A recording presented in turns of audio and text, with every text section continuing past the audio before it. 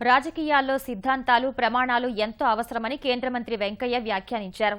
పార్టీలు మారిన నేతలు వెంటనే పదవులకు రాజీనామా చేయాలని, పార్టీ ఫిరాయింపుల చట్టంలో మార్పులు తీసుకురావాలని అభిప్రాయపడ్డారు.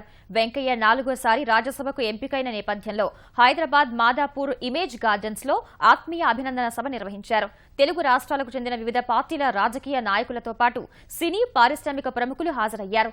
రాజకీయాలకు అతీతంగా మనస్ఫూర్తిగా తనను అభినందించిన వారందరికీ వెంకయ్య కృతజ్ఞతలు తెలిపారు. తిన్నగా మాట్లాడుతూ ఉన్న ఆయన వ్యక్తిత్వమే ఎన్నిటికీ కారణం. ఆయన ఒక చైర్మన్ గారు రాజకీయాల్లోకి ముందు వస్తాననుకోలేదు. చదువుకొని మంచి వకీలు కావాలని మా అమ్మ కోరుకునేది. కానీ ఇందిరాగాంధీకి ధన్యవాదాలు చెప్పాలి, ఇందిరమ్మకు. ఎందుకంటే ఆమె నన్ను ఎమర్జెన్సీలో జైలుకి పంపించింది. నేను ఆలోచన మార్చుకున్నాను, రాజకీయాలకు రావాలా, దీని సంగతి ఏదో చూడాలని చెప్పాను. మనం వారసత్వంతో కాకుండా జవసత్వంతో కూడా రాజకీయాలకు రావచ్చు అని చెప్పని అనుభవం నాకు నేర్పింది. నా అనుభవం మిగతా వాళ్ళు కూడా గమనించాల్సిన అవసరం ఎంత ఉందని మీ అందరికీ నేను మనం చేస్తున్నాను. నేటి తక్షణ అవసరం ఏంటంటే రాజకీయాలు మారవలసి ఉంది. రాజకీయాల్లో రాజకీయ పార్టీలు ఒకరినొకరు శత్రువులుగా చూసుకునే పరిస్థితి వచ్చింది, which is very bad for the country.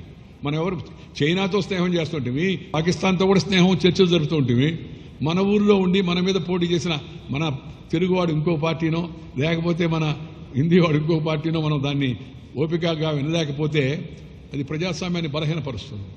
అందుకని రాజకీయాల్లో ఒకటి ఓపిక అవసరం, సిద్ధాంతాలు అవసరం, కార్యక్రమాలు అవసరం, విధానాలు అవసరం, ప్రమాణాలు అవసరం. దాంతోపాటు అవతల వాళ్ళని గౌరవించడం కూడా అవసరం. ఇవాళ నేను సంపాదించిన సంపద ఏంటంటే స్నేహితులు. ప్రతి ఊరిలో, ప్రతి జిల్లాలో, ప్రతి ప్రాంతంలో. ఇది కేవలం తెలుగు వారికి మాత్రమే పరిమితం కాదు. నాకు ఎంత సంతోషం అంటే, నేను దేశంలో ఏ రాష్ట్రానికి వెళ్ళినా ఆ రాష్ట్రంలో వెంకయ్యనాయుడు గారు మనవాడండి, మన అనే భావం వాళ్ళలో ఉంది. దానివల్ల నేను ఇవాళ ఐఎమ్ ఏబుల్ టు ఇవాళ హ్యాపీగా తిరుగుతున్నాను దేశంలో.